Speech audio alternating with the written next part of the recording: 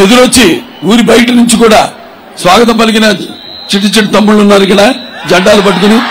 82 గుర్తొస్తుంది. నాన్నగారు పార్టీ పెట్టినప్పుడు ఇలాగే ఈ యొక్క జనప్రపంచనం, జనం సముద్రం ఇలాగే కెరటాలు లాగా లేస్తూ మరి ఇప్పుడు ఎండను కూడా లెక్క చేయకుండా నన్ను అన్ని రకాలుగా అభిమానిస్తున్న అలాగే మహిళలకు ముఖ్యంగా వాళ్ళందరూ ఈ హారతులు అందిస్తూ అలాగే నీరాజనాలు అర్పిస్తూ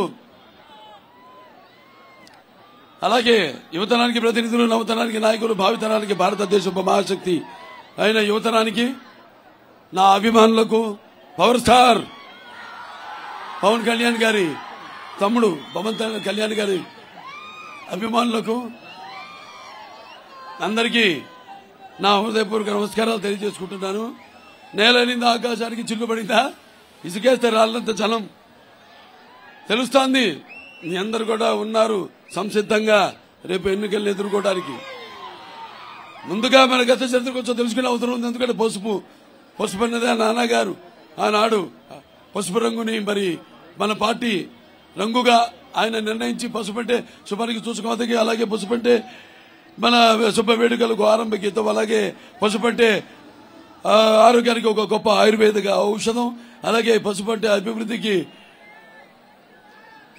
ఒక నిర్వచనం, అలాగే పసుపంటే సంక్షేమానికి నిదర్శనం, అలాగే మన పసుపంటే అభివృద్ధికి ఒక ఎగరేసిన కేతనం, అలాగే మన పసుపంటే సంక్షేమానికి ఒక నిలువెత్తు రూపం, అలాగే మన పసుపంటే మన ఆత్మవిశ్వాసానికి ఒక నిజమైన సంతకం మన పసుపు.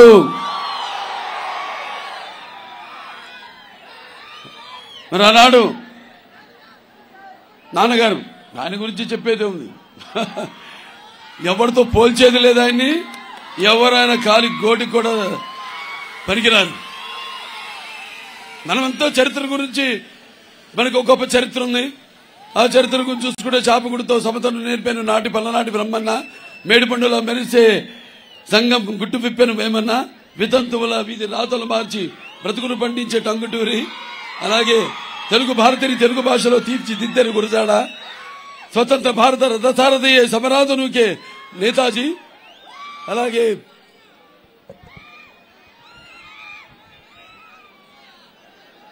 సత్యాగ్రహమే సాధనముగా స్వరాజ్యమే తెచ్చే బాబూజీ, గుండుకెదురుగా గుండు నిలిపాను నాటి పలనాటి గుండె నిలిపాను మన టంగుటూరి, అలాగే తెలుగు వారికి ఒక రాష్ట్రం కోరి ఆయను అమరజీవి. అటువంటి గొప్ప చరిత్ర, ఒక అంబేద్కర్ గారు పుట్టిన దేశం ఇది. ఆనాడు రాజ్యాంగ రచన చేసిన ఒక మహానుభావుడు అంబేద్కర్ గారు. ఆ తర్వాత చాలా మందికి మన చరిత్ర గురించి అంటే తర్వాత జరిగింది ఏమి లేదు, మధ్యలో ఏదో పండు చూపించడం, ఊరించడం, మీ ఓట్లు దొబ్బుకోవడం తప్పితే ఆ తర్వాత ప్రజాస్వామ్యానికి ఒక నిర్వచనం కానీ, ఒక పరిపక్వత కానీ, దానికి ఒక అర్థం కానీ ఇవ్వని ఒక చిన్న మధ్యలో ఒక చీకటి మబ్బు, ఒక నల్ల కారు మబ్బు. అలా ఆ సమయంలో నాన్నగారు నందమూరి తారక రామారావు గారు, ఎన్టీఆర్ అంటే కేవలం నటరత్న నందమూరి తారక రామారావు గారు మాత్రమే కాదు, ఎన్నంటే నటనాలయం, ఆయన ఇల్లే ఒక నటనాలయం, అందులో ఆయన ఒక నటరాజ నటసింహుడు. టీ అంటే తారామండలంలోనికి తారక ధ్రువతారకుడు, ఆర్ అంటే రాజర్షి రారాజు రాజకీయ దురంధర యుగంధరుడు, రమణీయ రమ్య కమనీయ సౌమ్య గుణధాముడు.